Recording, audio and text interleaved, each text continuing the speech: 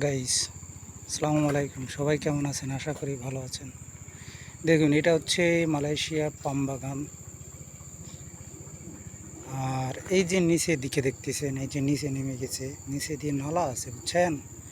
এই নালার ভিতরে অনেক বড় বড় সাপ আছে, বুনো শুকর আছে, মরগ আছে, আরও বিভিন্ন নানা ধরনের প্রাণী আছে। এমনকি এই মালয়েশিয়ার পাম বাগানের ভিতরে সাপ পর্যন্ত, বাঘ পর্যন্ত থাকে, ঠিক আছে? এই পাম বাগানের বিশেষ কাজ হচ্ছে আপনার সার বোনা লাগে, এবং পাম গাছের এই যে ডালগুলা কেটে দেওয়া লাগে, এবং এই যে পাম ফল দেখছেন, এই পাম ফল কাটা লাগে। এই পাম ফল কেটে ঘাড়ে করে বয়ে লরিতে লোড দেওয়া লাগে।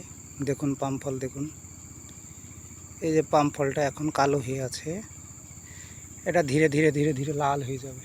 যেমন হালকা হালকা লাল হবে, লাল হওয়ার পরে এই পাম ফল কেটে ফেলাবে। কেটে এই পাম ফল আস্তে আস্তে গাড়িতে লোড করবে। এবং মালয়েশিয়ায় শুধুমাত্র এই পাম ফলের কারণে কিন্তু তেলের দাম অত্যাধিক কম। দেখুন প্রত্যেকটা গাছে পাম ফল, প্রত্যেকটা গাছে পাম ফলের অভাব নেই। দেখুন প্রত্যেকটা গাছে, এই যে দেখুন সবগুলাতেই পাম ফল। এটা একটা ছোট্ট পাম বাগান, এর পাশে আরেকটা আছে অনেক বড় পাম বাগান, ঠিক আছে? দেখুন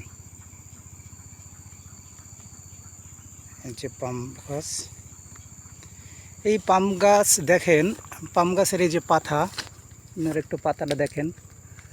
অনেকে বলবেন নারকেলের পাতা, ঠিক আছে, সেম নারকেলের পাতার মতোই, পুরো নারকেলের পাতার মতোই এই পাম ফলের পাতা। পাম গাছের এই যে পাতা, ডাল দেখতে অনেকটা করে পুরো নারকেলের পাতা।